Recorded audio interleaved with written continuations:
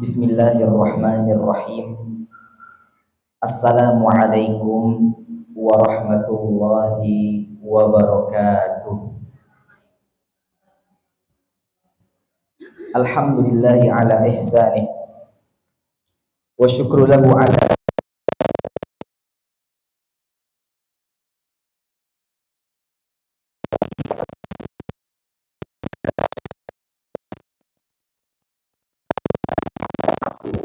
wa rasuluhu la nabiyya wa la rasula ba'dah. Sallallahu alaihi wa ala alihi wa sahbihi wa sallama tasliman katsira. Yaqulu Allah tabaraka wa ta'ala fi kitabihil karim. A'udzu billahi minasy syaithanir rajim. Bismillahirrahmanirrahim. Ya ayyuhalladzina amanu taqullaha haqqa tuqatih wa la tamutunna illa wa antum muslimun. Wa qala an-nabiy sallallahu alaihi wasallam ittaqillaha haitsu ma kunt wa atbi'is sayyi'atal hasanata tamhuha wa khaliqin nasa bi khuluqin hasan. Wa qala man salaka tariqan yaltamisu fihi ilman sahhalallahu lahu bihi tariqan ilal jannah. Amma ba'd. Allahumma 'allimna ma yanfa'una wanfa'na bima 'allamtana warzuqna ilman nafi'an ya rabbal alamin. Subhanaka la ilma lana illa ma 'allamtana innaka antal alimul hakim. Rabbana zidna ilma warzuqna fahma. Allahumma inna nas'aluka ilman nafi'a wa rizqan tayyiba wa amalan mutaqabbala. Allahumma amin. Hadirin hadirat jamaah Bapak Ibu sekalian yang dirahmati dan dimuliakan Allah Subhanahu wa taala. Alhamdulillah, kembali kita memuji Allah Subhanahu wa taala dan membasahi lisan kita untuk memuji Allah Subhanahu wa taala.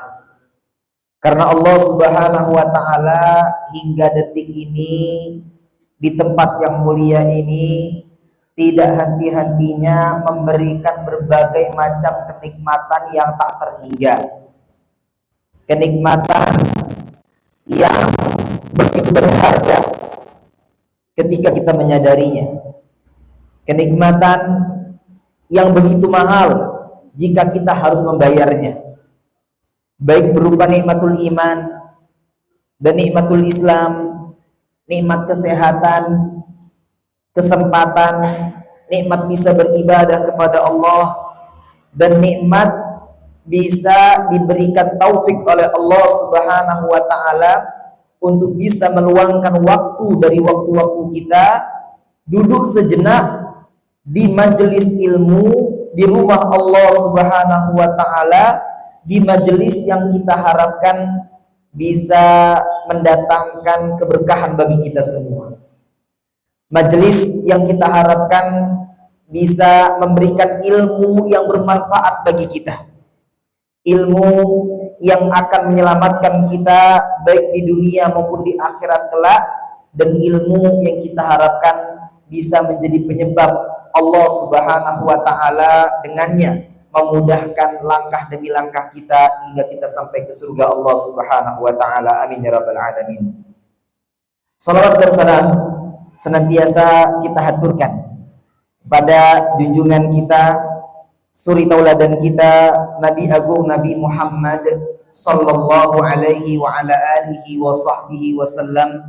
Sosok manusia yang sama-sama kita cintai, manusia yang sama-sama kita rindukan untuk bisa berjumpa dengan beliau, karena beliau pun begitu cinta kepada kita, beliau begitu sayang kepada kita, sehingga beliau rela berkorban, berjuang untuk menyampaikan kebaikan-kebaikan dari Allah Subhanahu wa taala kepada kita semua, sehingganya dengan apa yang beliau sampaikan kepada kita, harapannya bisa menjadi penyebab kita semua kelak berkumpul di surga Allah Subhanahu wa taala. Amin ya rabbal alamin. Maka mari kita cintai baginda Rasul. Kita buktikan kecintaan kita kepada beliau dengan kepada beliau, mengikuti tuntunan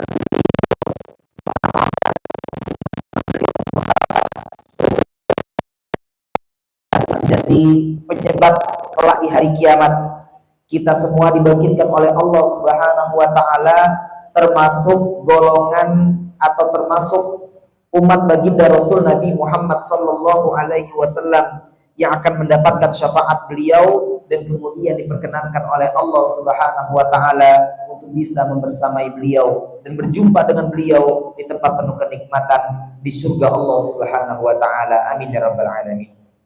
Hadirin, hadirat jamaah Bapak Ibu sekalian yang dirahmati dan dimuliakan Allah Subhanahu wa taala.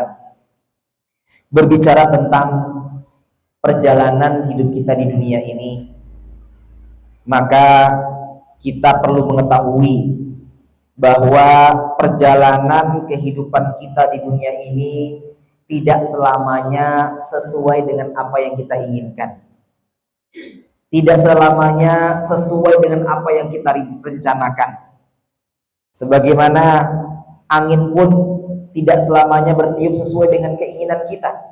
Begitu juga situasi dan kondisi dalam perjalanan hidup kita di dunia ini. Maka Bapak Ibu sekalian yang dirahmati dan dimuliakan Allah Subhanahu wa taala, artinya ini menjadikan kita mengetahui bahwa hidup kita di dunia ini adalah hidup yang berwarna-warni, yang memiliki warna yang berbeda-beda. Terkadang warnanya adalah kesenangan, dan terkadang warnanya adalah kesedihan, kemudahan, kesulitan, kelapangan, kesempitan, dan lain sebagainya yang silih berganti. Karena memang tidak ada seorang pun yang hidup di dunia ini yang melewati fase demi fase kehidupannya itu apa? Senantiasa senang terus atau sedih terus, tapi apa? Berwarna-warni. Nah, hal ini juga sesuai disampaikan oleh seorang penyair Arab,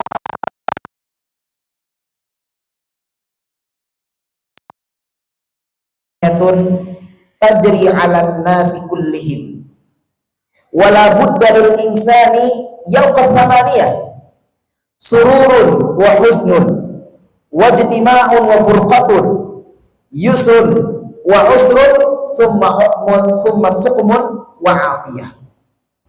Kata penyair Arab ini, ada 8 perkara yang pasti akan dilewati dan dirasakan oleh setiap manusia. Walaupun dari insan yaqasamaniyah, dan setiap manusia baik laki-laki maupun perempuan pasti akan menemui 8 kondisi ini. Apa 8 kondisi ini? Kata beliau, sururun wa huznun. Yang pertama, yang kedua adalah kondisi bahagia dan kondisi sedih. Artinya ada kalanya kita hidup di dunia ini menjadikan kita bertemu dengan situasi dan kondisi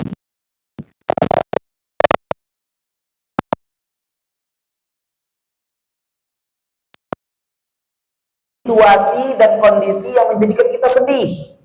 Bahkan tidak sedikit yang menjadikan tetesan air mata kita mengucur dari kedua mata kita.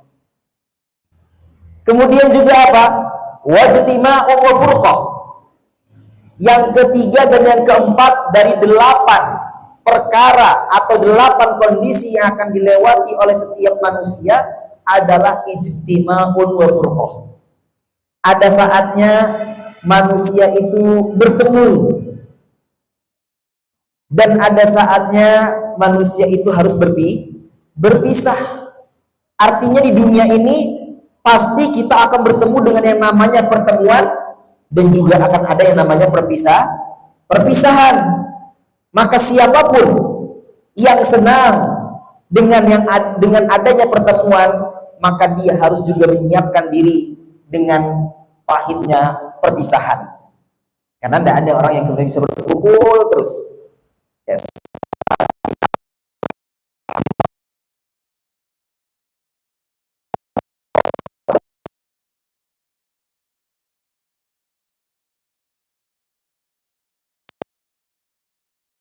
Suami dan istri itu pun juga nggak bisa bertemu terus, meskipun saling mencintai, saling menyayangi, ya. Tapi apa, kecintaan dan kesayangan tersebut atau kasih sayang tersebut itu tidak bisa menjadikan seseorang selamanya bertemu terus, berkumpul terus. Mau tidak mau dia harus siap berpisah, ya. Dan ini realita yang pasti akan dilalui setiap manusia yang hidup di dunia. Kemudian yang kelima dan yang keenam, apa kata beliau, kata penyair ini, wa yusrun wa usrun. Terkadang dalam perjalanan hidup kita ini kita menemui kemudahan-kemudahan dalam urusan kita, dalam mengurusi apapun. Tapi juga ada kalanya kita menemui kesulitan-kesulitan. Dan yang kemudian yang terakhir, yang ketujuh, yang kedelapan, kata beliau, summa suqmun wa afiyah. Di antara hal yang akan kita lewati di kehidupan dunia ini adalah suqmun. Ada kalanya kita merasakan sakit, baik sakit yang kecil maupun yang besar. Tidak ada orang yang hidup di dunia ini sehat terus. Pasti dia pernah merasakan sakit. Dan sebaliknya, tidak ada orang yang sakit terus, merasakan sakit, rasa sakit terus. Ada kalanya apa? Dia tidak bisa merasakan sakit. Nah, ini kedelapan hal yang dikatakan oleh penyair Arab yang memberikan gambaran kepada kita bahwa ternyata hidup di dunia ini berwarna-warni, ya. Maka Bapak Ibu sekalian, karena perjalanan hidup kita di dunia ini, episode kehidupan kita di dunia ini kita lalui dengan berpotensi berubah-ubah dari suatu kondisi menuju kondisi yang lain, ya, maka kita pun harus memiliki seni bagaimana bisa menikmati setiap ini, ya. Nah,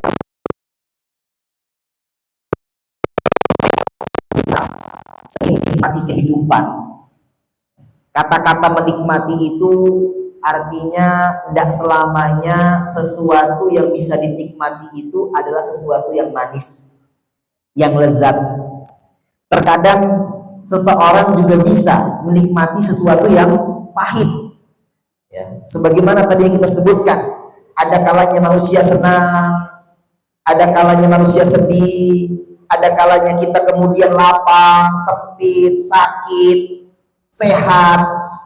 Nah, ternyata dalam konsep Islam, ajaran Islam yang dibawa oleh baginda Rasul Nabi Muhammad SAW, ternyata biiznillah, dengan izin Allah Subhanahu wa taala, ke semua hal atau warna-warni kehidupan yang kita akan rasakan di dunia ini, semuanya biiznillah, dengan izin Allah bisa kita nikmati.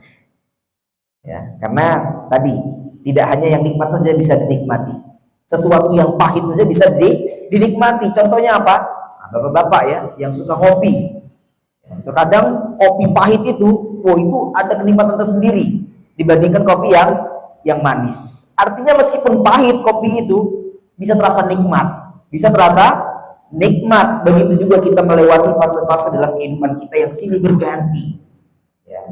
Nah, Bapak Ibu sekalian yang dirahmati dan dimuliakan Allah Subhanahu wa taala, maka berarti kita perlu tahu dan kita juga perlu mensikapi, ya, kondisi dan situasi kehidupan kita di dunia yang berubah-ubah ini dengan seni, ya. Artinya apa? Dengan sikap yang berbeda-beda, tidak monoton, ya. Sehingga apa? Berbagai macam kondisi itu bisa kita lalui dengan sesuai dituntun oleh Allah Subhanahu wa taala. Nah, bagaimana? seni kita bisa menikmati kehidupan kita di dunia yang sementara ini?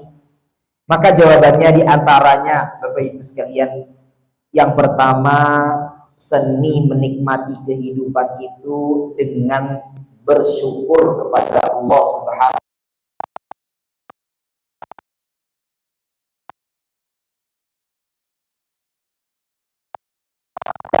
Tapi episode perjalanan kehidupan kita hari demi harinya, khususnya tatkala kita mendapatkan kondisi dan situasi yang mudah, yang senang, yang mendatangkan kebahagiaan bagi kita, maka hal tersebut seharusnya menjadikan kita bersyukur.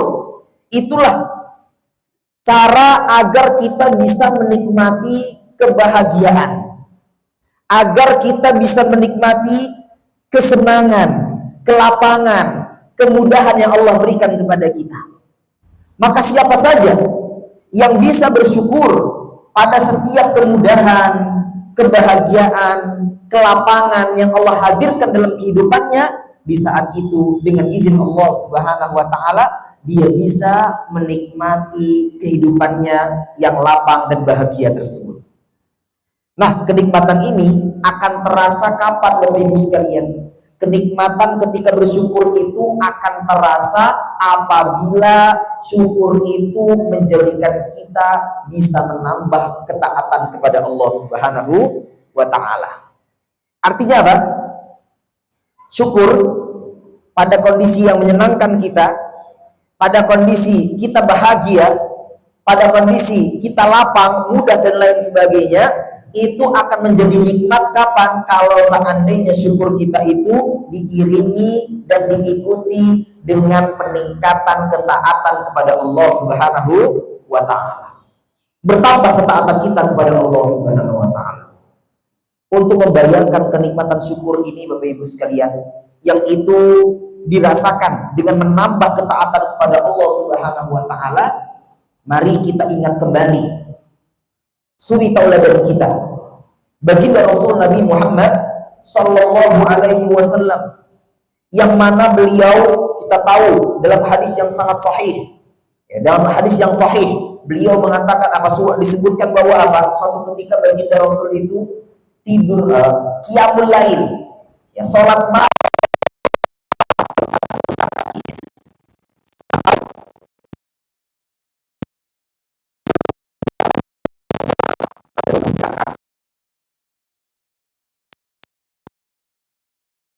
betapa lamanya sholat baginda Rasul Nabi Muhammad sallallahu alaihi wasallam. Biar sedikit merasakan bagaimana rasanya bengkak kaki, cobalah nanti ibu ketika malam, apalagi yang punya hafalan hafalan Al-Quran, coba qiyamul lail dengan 1 juz atau 2 juz.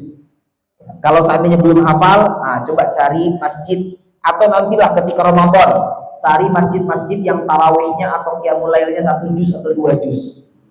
Di situ nanti akan terasa, oh kayak gini lamanya sholat itu. Tapi selama itu saja, dengan 1 juz atau 2 juz itu insya Allah nggak sampai bengkak kaki ibu nggak sampai bengkak. Artinya apa? Itu belum seberapa dibandingkan lamanya sholat baginda Rasul Nabi Muhammad sallallahu alaihi wasallam. Tapi meskipun bengkak-bengkak kaki beliau, Bapak Ibu sekalian, itu beliau menikmati sakitnya kaki itu, Karena apa? Beliau ketika ditanya oleh Ibunda Aisyah radhiyallahu anha, wahai baginda Rasul, engkau ini seorang nabi, engkau ini seorang rasul, bahkan nabi dan rasul yang terbaik, yang telah diampuni dosamu yang telah lalu dan juga yang akan datang, kok masih capek-capek beribadah kepada Allah sampai memar atau bengkak-bengkak kakimu? Apa alasannya? Apa jawab baginda Rasul? Beliau mengatakan, ya Aisyah, wahai Aisyah, afala akuna abdan syakura? Kata baginda Rasul, wahai istriku, wahai Aisyah, tidakkah pantas untukku untuk menjadi seorang hamba yang bersyukur kepada Allah Subhanahu wa taala? Artinya, ketika kita mendapatkan kenikmatan dari Allah Subhanahu wa taala dan bisa kita syukuri, dan syukur kita tersebut menjadikan bertambah ketaatan kita kepada Allah, kita tingkatkan ketaatan kita kepada Allah Subhanahu wa taala, disitulah kita insya Allah bisa merasakan nikmatnya ya, kehidupan kita.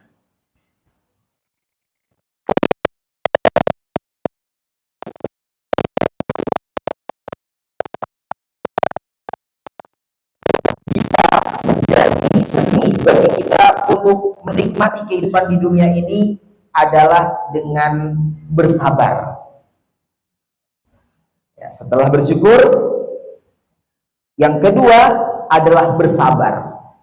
Karena tadi ternyata tidak selamanya kehidupan kita di dunia ini menyenangkan. Tidak selamanya hidup kita di dunia ini menjadikan kita bahagia. Tapi ternyata ada kalanya mau tidak mau kita harus bersedih. Mau tidak mau kita harus merasakan beratnya kehidupan. Ya. Apalagi di saat mungkin kita belum bisa mewujudkan apa yang menjadi keinginan kita. Atau di saat kita mendapatkan musibah. Ini otomatis menjadikan kita berat. Ya. Yang ini ketika kita mendapatkan musibah atau kita belum mendapatkan keinginan yang kita inginkan, nah ketika itu dalam kondisi seperti itu Bapak Ibu sekalian, pun juga kita bisa menikmatinya. Bagaimana cara menikmatinya? Dengan menghadirkan sabar. Sabar ketika kita mendapatkan musibah. Dan sabar tatkala kita tidak atau belum mendapatkan apa yang kita inginkan. Bagaimana caranya agar kita bisa sabar? Khususnya ketika kita belum mendapatkan apa yang kita inginkan, yakinlah bahwa sesungguhnya sesuatu yang kita inginkan yang belum kita dapatkan itu karena belum saat yang pas untuk kita mendapatkannya. Karena kalau seandainya diberikan belum saatnya, maka apa? Akan berpotensi keburukan, ya, tidak baik.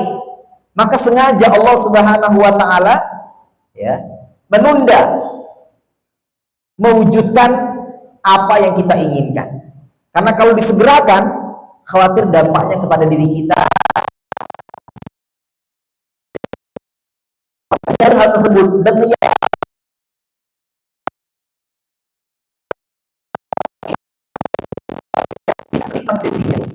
jadi nikmat, tapi kalau seandainya hal ini tidak kita sadari, itu akan menjadikan kita galau, ya, menjadikan kita gelisah, ya, sulit untuk tidur dan lain sebagainya. Begitu juga ketika kita kemudian menghadapi suatu musibah dan kita bisa bersabar, dan untuk bisa bersabar ini adalah dengan meyakini bahwa musibah yang menimpa kita tersebut itu adalah salah satu wasilah yang Allah hadirkan dalam kehidupan kita untuk menggugurkan dosa-dosa kita. Sebagai wasilah yang Allah hadirkan dalam diri hidup kita untuk apa? Untuk mengangkat derajat kita. Sebagai wasilah yang Allah hadirkan dalam hidup kita untuk apa? Untuk memperbanyak pahala-pahala kita. Bukankah Allah Subhanahu wa taala telah berfirman dalam surah Az-Zumar? Allah Subhanahu wa taala berfirman, surah Az-Zumar ayat yang ke-10. Apa kata Allah Subhanahu wa taala?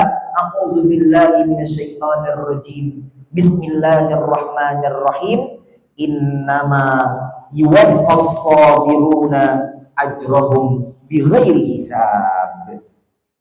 Kata Allah Subhanahu wa taala, sesungguhnya hanyalah orang-orang yang bersabar yang akan Allah berikan pahala kepadanya dengan pahala atau ganjaran tanpa hitungan. Artinya pahala yang begitu banyak tanpa hisab, tanpa hitungan, itu diraih oleh orang-orang yang mampu bersabar. Maka orang yang mendapatkan kesulitan, kesedihan dalam kehidupannya, dia seharusnya bisa menikmatinya. Kenapa? Karena hal tersebut akan menjadi penyebab gugurnya dosa-dosa yang ia lakukan. Dengan hal tersebut akan menjadi penyebab diangkatnya derajatnya di sisi Allah Subhanahu wa taala. Dengan hal tersebut akan menjadikan dia disiapkan oleh Allah pahala yang begitu banyak, yang pahala ini tidak akan bisa didapatkan kecuali dengan wasilah untuk bisa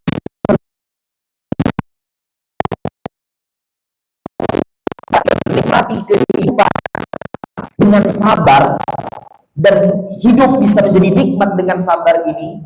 Maka Bapak Ibu sekalian, mari kembali kita mengingat kisah seorang tabi'in yang bernama, seorang ulama ahli ilmu dan juga ahli zuhud, yang bernama Abu Qilabah. Abu Qilabah rahimahullahu ta'ala. Disebutkan dalam sebuah kitab bahwa Abu Qilabah ini nama aslinya adalah Abdullah, ya, Abdullah bin Zaid al-Jarmi. Beliau wafat di tahun kurang lebih 104 Hijriah, dan beliau banyak meriwayatkan hadis dari sahabat yang mulia Anas bin Malik radhiyallahu anhu. Nah, disebutkan dalam kisah tersebut ada seorang yang bernama Abdullah bin Muhammad, yang kemudian di suatu hari dia pergi ke tepi pantai yang tujuannya untuk mengawasi kondisi di tepi pantai dari serangan musuh ketika itu. Nah, ketika Abdullah bin Muhammad ini sedang berjalan dan tiba di pantai, ketika itu apa Bapak Ibu sekalian? Dia sampailah di tempat tanah yang lapang, pasir yang lapang. Dan ketika itu di tempat itu ada suatu kemah, dan akhirnya menjadikan beliau mendatangi kemah tersebut. Nah, ketika beliau mendatangi kemah tersebut, beliau terkaget. Mengapa terkaget? Karena ternyata di dalam tenda tersebut, di dalam kemah tersebut ada seorang laki-laki dalam kondisi buntung kedua tangan kakinya. Buntung kedua tangan kakinya. Tidak hanya itu. Selain buntung kedua tangan kakinya, Bapak Ibu sekalian, pendengarannya juga sudah mulai melemah. Tidak hanya pendengarannya yang melemah Bapak Ibu sekalian, tapi juga apa? Matanya sudah rabun. Maka ketika itu Abdullah bin Muhammad melihat kondisi ini sangat sedih. Bisa kita bayangkan, ya,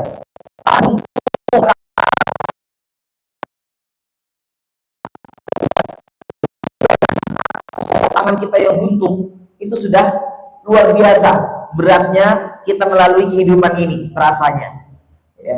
Ini bayangkan, dua tangan kakinya buntung, selain itu pendengarannya lemah, ditambah matanya tidak bisa lihat, rabun. Tapi yang unik, nah ini unik di sini yang kita nanti akan pelajari, ya, bahwa apa? Ternyata dalam kondisi musibah yang seberat itu kita melihatnya, kita saja melihatnya nggak sanggup, ya. Kita saja tidak sanggup melihat kondisinya. Ternyata apa? Orang tersebut dalam kondisi kekurangan tersebut, musibah tersebut, dia mengucapkan apa? Rabbi Allahumma auzi'ni an ahmadaka ukafi'u bihi syukra ni'matika allati an'amta alayya wa faddaltani ala katsirin mimman khalaqta tafdila. Dalam kondisi seperti itu, dia masih senantiasa berdoa kepada Allah, ya Allah, tunjukilah aku agar aku bisa senantiasa memujimu, yang pujian tersebut sebagai balasan dariku kepadamu ya Allah, dan sebagai bentuk rasa syukurku kepadamu ya Allah, yang mana engkau telah memberikan nikmat kepadaku, dan engkau telah memberikan karunia kepadaku dengan karunia yang tidak engkau berikan kepada kebanyakan manusia. Akhirnya Abdullah bin Muhammad ini bertanya-tanya, apa kenikmatan yang dia rasakan sampai dia senantiasa memuji Allah Subhanahu wa ta'ala. Akhirnya dia mengucapkan salam, Assalamualaikum. Dijawab oleh orang yang buntung ini, Waalaikumsalam. Wahai saudaraku, aku jika diperkenankan aku ingin bertanya kepadamu. Sejak tadi aku melihat engkau senantiasa mengucapkan, ya Allah, tunjuki aku agar aku bisa senantiasa memujimu atas sebagai bentuk rasa syukurku atas kenikmatan yang engkau berikan kepadaku dan karunia yang engkau berikan kepadaku yang lebih dibandingkan yang lain. Pertanyaan,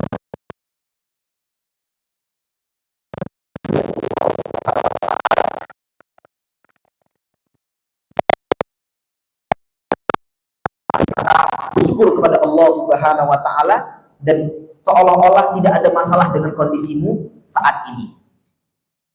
Maka orang yang buntung ini mengatakan, wahai saudaraku, wahai hamba Allah Subhanahu wa taala yang semoga merahmatimu, bukankah engkau tidak melihat kondisiku saat ini?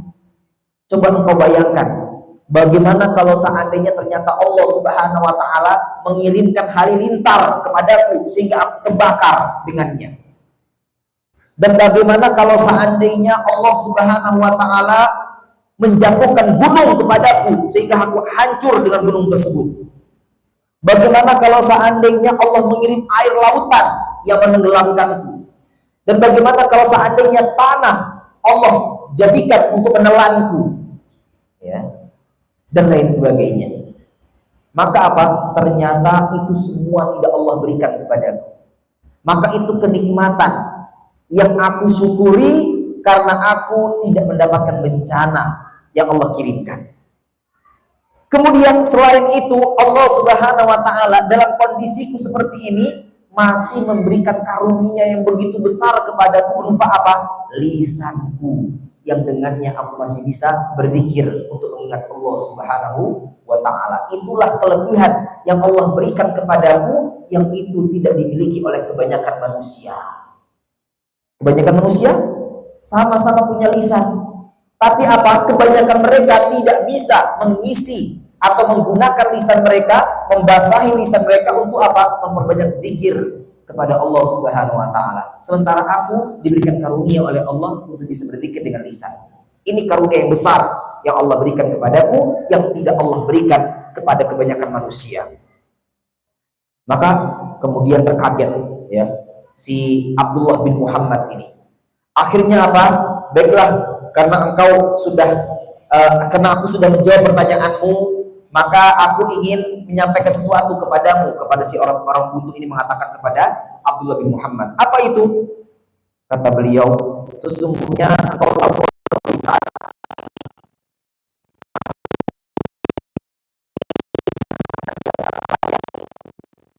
setiap kali waktu sholat yang ambil air wudhu untuk yang mengwudukan aku dengannya. Anakku ini juga yang ketika aku lapar menyuapi aku makan. Anak ini juga yang ketika aku haus memberikan minum kepadaku. Tapi sudah kurang lebih 3 hari ini dia belum pulang. Bisakah engkau membantuku untuk mencari di mana keberadaannya? Karena aku sangat membutuhkan dirinya untuk beribadah kepada Allah dan juga untuk makan dan minumku sehari-hari. Maka langsung Abdullah bin Muhammad ini mengiyakan apa yang menjadi permintaannya. Dicarilah keluar dari tenda tersebut, sampailah dia melihat suatu gundukan pasir. Dia datangi, ternyata apa? Di tempat tersebut didapati anak yang disampaikan oleh orang tersebut dalam kondisi sudah meninggal diterkam hewan buas. Bisa kita bayangkan, anak yang dicari-cari, yang diharapkan bisa membantunya mengambil air wudhu, bisa menyuapkan ketika makan, bisa memberikan minum ketika haus, ternyata apa? Qaddarallah, Allah takdirkan sudah meninggal dunia diterkam oleh hewan buas. Akhirnya Abdullah bin Muhammad ini berpikir ketika dia mau pulang, aduh, gimana aku menyampaikannya ya? Karena ternyata anak yang dia tunggu-tunggu 3 hari tidak pulang ini telah meninggal dunia.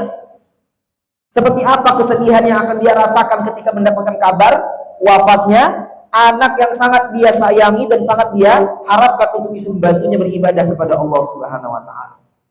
Akhirnya Abdullah bin Muhammad ini terbesit dalam pikirannya tentang kisah Nabi Ayyub alaihissalam. Maka beliau kembali kepada orang tersebut, ke tenda tersebut, bertanya. Dan ditanya oleh orang ini, bagaimana wahai saudaraku, apakah engkau sudah menemukan anak tersebut? Maka ya Abdullah bin Muhammad ini bertanya, Wahai saudaraku, bolehkah aku bertanya dulu sebelum aku menjawab pertanyaanmu? Silakan. Menurutmu mana yang lebih mulia antara dirimu dengan Nabi?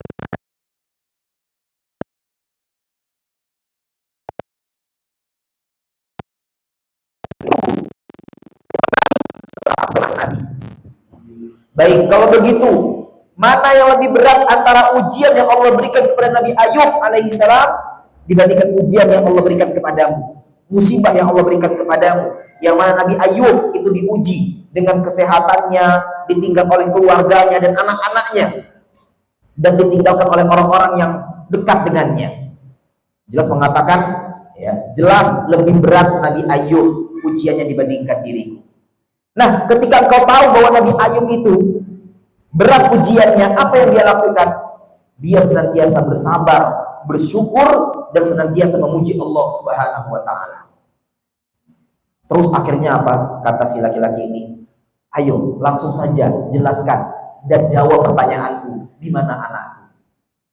Maka apa? Jawaban Abdullah bin Muhammad, ketahuilah, sesungguhnya anakmu yang kau tunggu-tunggu telah meninggal dunia dimakan hewan buas.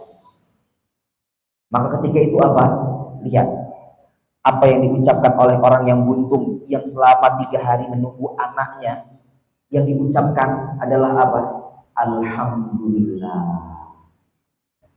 Segala puji bagi Allah Subhanahu wa Ta'ala yang telah memberikan karunia anak kepadaku yang tidak bermaksiat kepada Allah Subhanahu wa Ta'ala, sehingga dia wafat pun tidak akan dimasukkan ke dalam neraka Allah Subhanahu wa Ta'ala karena dia taat dan berbakti kepada ayahnya. Luar biasa. Setelah itu baru apa diucapkan? Inna lillahi wa inna ilaihi raji'un. Artinya begitu berat ujian yang dia rasakan, kalau dibandingkan kita kayaknya tidak ada apa-apa kita.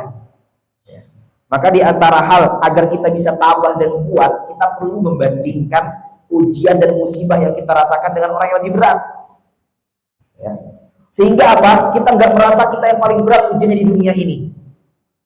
Nah, beliau Abu Kilabah ketika itu apa? Mengucapkan tetap memuji Allah dalam kondisi berat, dalam kondisi musibah yang begitu berat.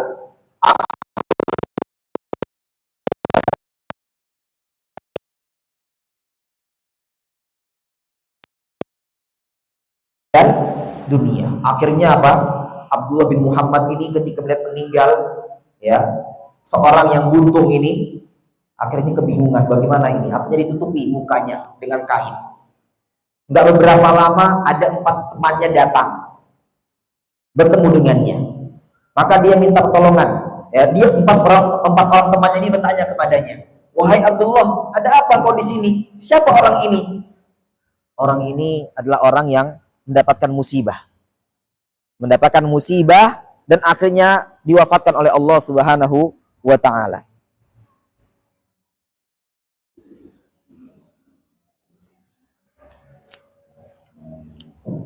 Bismillah.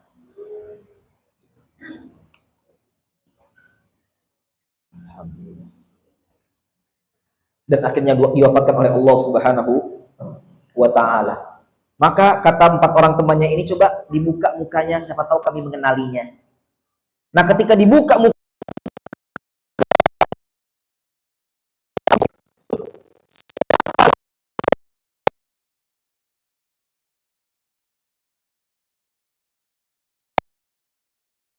yang menjadi sahabatnya Ibnu Abbas, seseorang yang terkenal mencintai Allah dan Rasulnya, seseorang yang bersujud di saat orang-orang tertidur.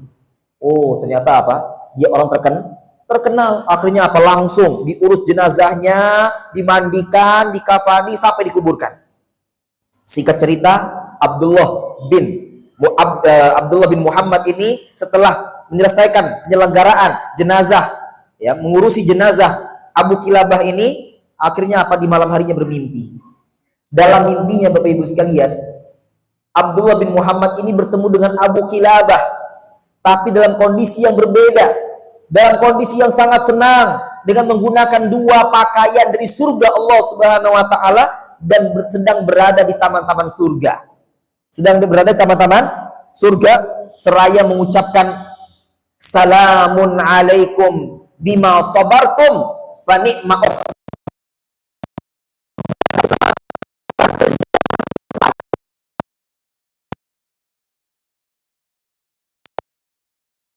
ketika di dunia. Fa ni'ma uqbaddar, saatnya inilah saatnya engkau bisa merasakan tempat penuh kenikmatan. Nah, ditanya oleh Abdullah ini, engkau bukannya aku temui di tenda itu? Iya. Loh, kok bisa seperti ini? Ya, karena hal ini Allah berikan kepadaku lantaran kesabaran yang aku upayakan semasa hidup di dunia. Artinya Bapak Ibu sekalian, kesabaran ini atau sesuatu yang berat, musibah dan lain sebagainya itu terasa bisa dinikmati, bisa terasa nikmat meskipun beda nikmatnya sabar dengan nikmatnya syukur. Dengan apa? Dengan tadi, dengan kita benar-benar ya meyakini bahwa ujian apapun yang Allah berikan kepada kita adalah untuk menggugurkan dosa-dosa kita, mengangkat derajat kita di sisi Allah, dan juga agar kita bisa mendapatkan pahala yang tanpa hisab. Nah, Bapak Ibu sekalian yang dirahmati dan dimuliakan Allah Subhanahu wa taala, ini dua seni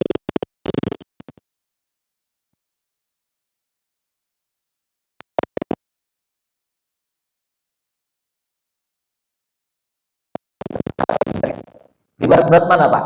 Antara sabar dan bersyukur Pak? Berat mana? Bersyukur. Ibu-ibu, berat sabar atau bersyukur?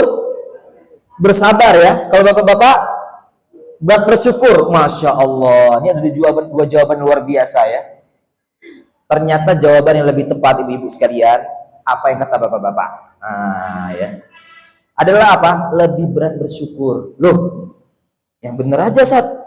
Masa bersyukur berat? Kenikmat bahagia.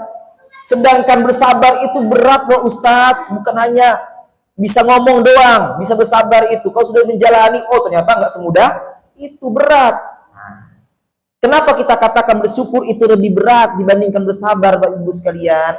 Karena orang yang bersabar umumnya menjadikan dia mudah untuk mengingat Allah dan mudah untuk mendekatkan diri kepada Allah. Ya. Sementara orang yang mendapatkan kenikmatan itu apa? Tidak semuanya bisa ingat kepada Allah Subhanahu wa taala. Artinya apa? Bersyukur lebih berat dibandingkan bersabar. Buktinya apa? Tidak semua orang bisa bersyukur.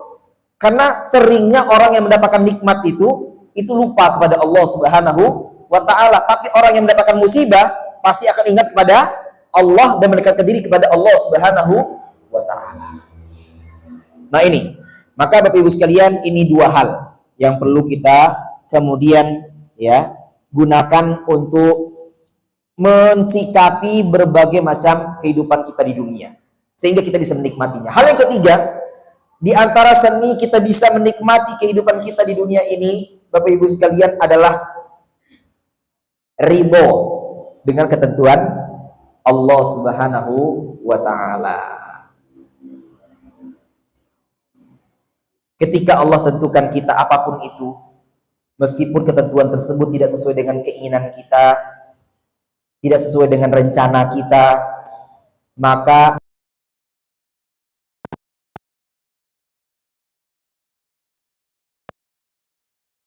dada apa yang menjadi ketentuan Allah Subhanahu wa taala.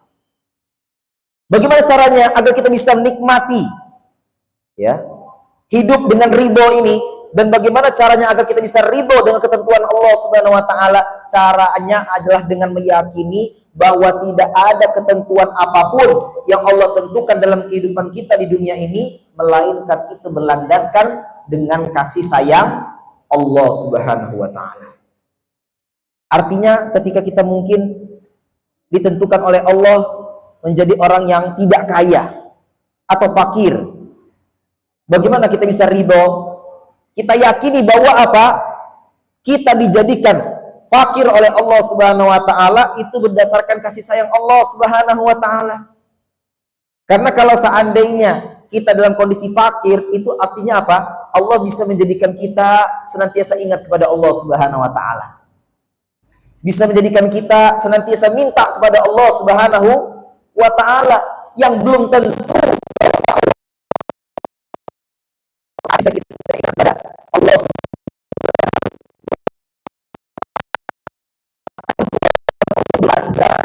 dengan kasih sayang Allah Subhanahu wa taala, dan tidak selamanya kasih sayang itu wujudnya dengan apa, mendapatkan dengan apa yang kita, tidak selamanya wujudnya dengan mendapatkan apa yang kita inginkan.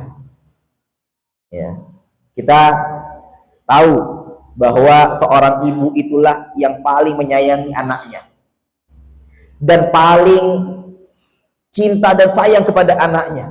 Tapi kasih sayang seorang ibu kepada anak itu tidak selamanya diwujudkan dengan apa? Memenuhi seluruh keinginan anak. Karena kalau seandainya memenuhi seluruh keinginan anak atas dasar kasih sayang, maka bisa jadi apa? Berpotensi rusak anak tersebut. Contoh, zaman sekarang, anak-anak suka main HP misalnya. Anak balita saja sudah main HP. Ya. Maka apa? Ada ibu-ibu yang kemudian membatasi main HP anaknya. Nah, ketika diambil HP tersebut, apa yang akan terjadi? Menangis, ya enggak? Tantrum anak itu. Ya. Tapi pertanyaannya, apakah ketika si ibu ini menjadikan anak itu menangis, ini menunjukkan bahwa si ibu tersebut tidak sayang kepada anaknya? Justru sebaliknya. Bahkan, kalau seandainya ada seorang ibu yang memiliki anak balita kurang lebih 1,5 tahun yang baru bisa merangkak, ya, kemudian jalan dan bermain ke merangkak rel kereta api, dan ketika itu terdengar suara kereta api dan ibunya melihat anaknya di rel kereta api, apa yang akan dilakukan? Akan mengejar si anak tersebut dan menarik tangan si anak tersebut dengan sekuat mungkin, meskipun efeknya apa? Tangannya akan menjadi terkilir misalnya. Sakit enggak itu? Sakit sekali bagi si anak. Tapi pertanyaannya, apakah sikap ibu yang seperti itu kepada anaknya itu menunjukkan bahwa ibu tersebut tidak sayang kepada anaknya? Justru sebaliknya. Justru itu dilandaskan dengan kasih sayang seorang ibu kepada anaknya meskipun menjadikan anaknya sakit ketika itu. Nah, apalagi Allah Subhanahu wa taala. Allah itu sayang kepada kita sebagai hamba-hambanya, Bapak Ibu sekalian, itu melebihi kasih sayang seorang ibu kepada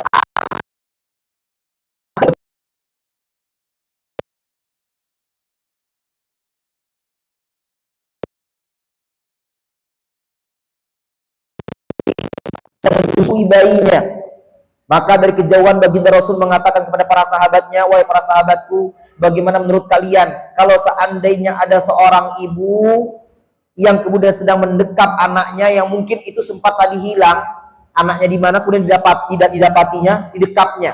Kira-kira rela nggak ibu tersebut melemparkan anaknya ke dalam kobaran api? Maka para sahabat mengatakan dengan kompak bahwa apa? Nggak akan mungkin, wahai baginda Rasul. Bagaimana mungkin seorang ibu yang sedang sayang-sayangnya kepada anaknya rela melemparkan anak yang dia sayangi tersebut dalam kobaran api? Maka apa kata baginda Rasul?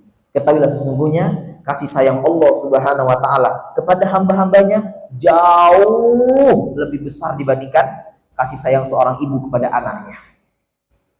Ini kalau kita hadirkan bisa nikmat ridho dan ketentuan Allah Subhanahu wa taala. Karena apa? Ketentuan Allah itu dilandaskan dengan kasih sayang Allah yang begitu besar kepada hambanya, termasuk kita orang-orang yang beriman.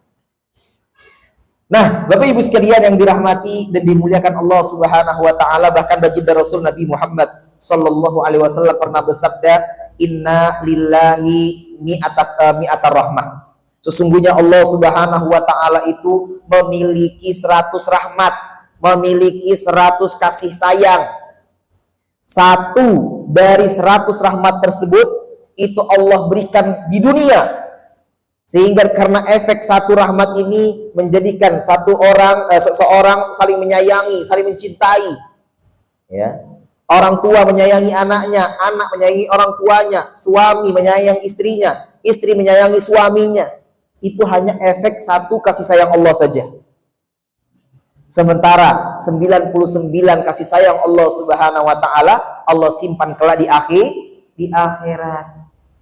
Maka kita harus menyadari ketika kita bisa ridho dengan ketentuan Allah Subhanahu wa taala di dunia ini, insya Allah kita akan mendapatkan sisa kasih sayang Allah Subhanahu wa taala yang Allah khususkan kelak di akhirat hamba-hambanya yang beriman.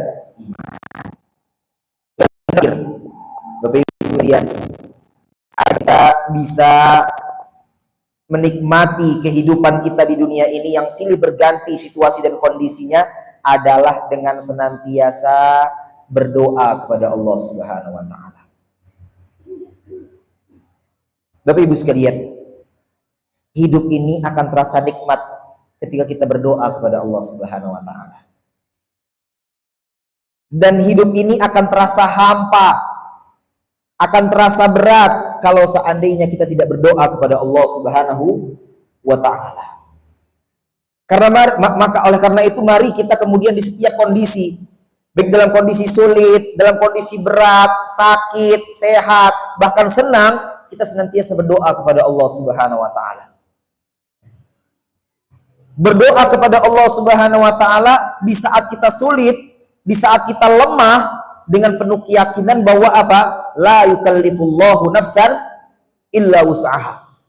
Allah Subhanahu wa taala tidak akan pernah membebani seorang hambanya di atas kemampuannya. Tapi terkadang kita ini menjalani kehidupan kita merasakan ada sesuatu yang sangat berat yang kita rasakan, yang terkadang menjadikan kita lupa. La yukallifullahu nafsan illa wus'aha. Maka di saat kita merasa berat menghadapi situasi dan kondisi yang Allah hadirkan dalam kehidupan kita di dunia ini, nah maka apa? Angkatlah kedua tangan kita. Berdoa kepada Allah Subhanahu wa taala agar kita diberikan kekuatan oleh Allah Subhanahu wa taala. Karena apa? Karena la haula wala quwwata illa billah. Tidak ada daya, tidak ada kekuatan kecuali itu sumbernya dari Allah Subhanahu wa taala. Artinya menjadikan kita kuat di saat kita lemah, menjadikan kita kuat di saat kita menghadapi situasi yang sulit, itu adalah apa? Dari Allah Subhanahu wa taala. Dan itu tidak bisa kita dapatkan kecuali dengan memperbanyak doa, memohon kepada Allah. Maka nikmat hidup ini, Bapak Ibu sekalian, kalau seandainya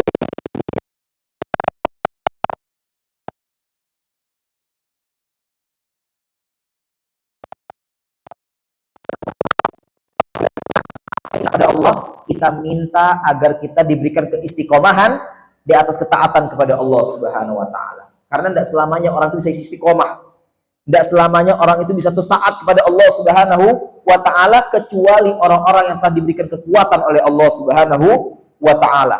Kecuali orang-orang yang diberikan taufik oleh Allah Subhanahu wa taala, dan itu tidak bisa kita dapatkan tanpa kita minta kepada Allah Subhanahu wa taala.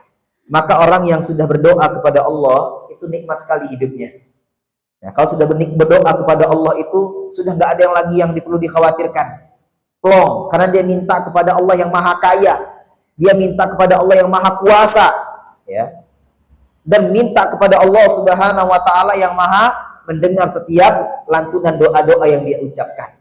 Maka apa? Untuk dikabulkan atau tidak itu urusan nanti. Yang penting apa? Bisa berdoa kepada Allah Subhanahu wa ta'ala itu kenikmatan besar. Karena apa? Ternyata tidak semua orang yang kemudian bisa berdoa kepada Allah Subhanahu wa ta'ala.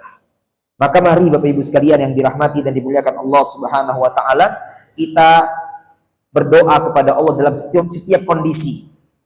Karena memang kita di dunia ini dalam surah Al-Anbiya ayat yang ke-35 Allah kabarkan kepada kita, apa kata Allah Subhanahu wa ta'ala? A'udzubillahi minasyaitonirrajim. Wa nabluukum bisyarri wal khairi fitnah wa ilaina turja'un. Ayat lengkapnya, kullu nafsin dha'iqatul maut wa nabluukum bisyarri wal khairi fitnah wa ilaina turja'un. Kata Allah Subhanahu wa taala, setiap yang bernyawa di dunia ini pasti akan mati. Saya dan Bapak Ibu sekalian, ada saatnya kita harus meninggalkan dunia ini. Mau tidak mau. Ya. Nah, maka sebelum saat tersebut, apa kata Allah? Wa nabluukum, maka kami akan menguji kalian semua. Dengan apa ujian tersebut? Bisyarri, dengan ujian keburukan, ujian kefakiran,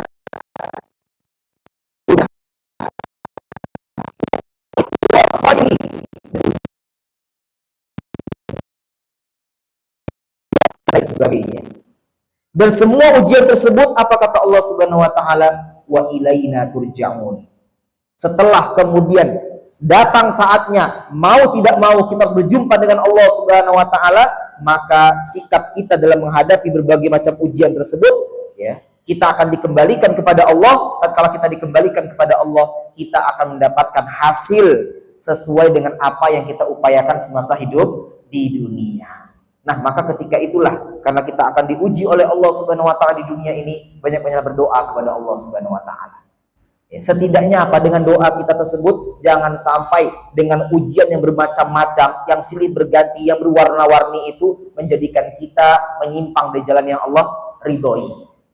Karena nggak jaminan Bapak Ibu sekalian, siapapun yang masih hidup, siapapun dia, tidak aman dari ujian. Tidak aman dari ujian, semuanya berpotensi, ya, berat untuk menghadapi ujian. Nah, maka apa? Ketika berat menghadapi ujian tersebut, mari kita angkat kedua tangan kita, berdoa kepada Allah Subhanahu wa taala. Hadirin, hadirat jamaah Bapak Ibu sekalian yang dirahmati dan dimuliakan Allah Subhanahu wa taala, inilah keempat hal yang menjadi seni kita bisa menikmati kehidupan di dunia ini. Insya Allah, kalau keempat hal ini senantiasa kita hadirkan dalam kehidupan kita, insya Allah dengan izin Allah kita bisa menikmati, meskipun kenikmatannya itu berbeda-beda rasanya. Ya, kenikmatannya tidak sama rasanya, tapi dengan izin Allah Subhanahu wa taala, dengan pertolongan dari Allah dan taufik dari Allah Subhanahu wa taala, kita bisa menikmati, ya, kehidupan ini. Dan keempat hal ini Bapak Ibu sekalian, itu tidak akan bisa kita rasakan kecuali, tidak bisa kita upayakan kecuali apa? Apabila kita memiliki kualitas iman yang baik. Dan untuk bisa memiliki kualitas iman yang baik itu adalah dengan apa? Dengan memiliki ilmu. Dan untuk mendapatkan ilmu, kita perlu harus merutinkan menghadiri majelis-majelis ilmu yang dengannya kita harapkan mendapatkan ilmu yang menjadikan kita bisa menambah keimanan kita kepada Allah Subhanahu wa taala. Demikian dari kami, kurang lebihnya mohon maaf sebesar-besarnya. Kepada Allah mohon ampun. Aqulu qouli hadza wa sallallahu ala nabiyyina Muhammad